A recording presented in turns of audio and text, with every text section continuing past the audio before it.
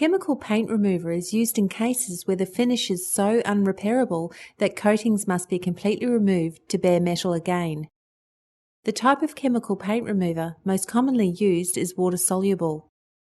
It contains chemical acids such as phosphoric acid, which eats through the paint and potentially your clothes and skin, and must be handled with care.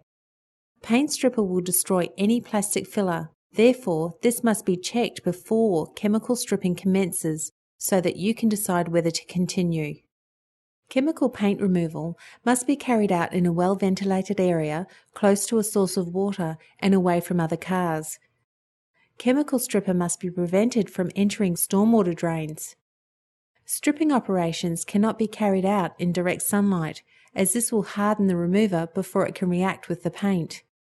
After the paint has been stripped and scraped off, all panels where the remover has been applied must be cleaned with water and wax and grease remover to remove all remaining residue.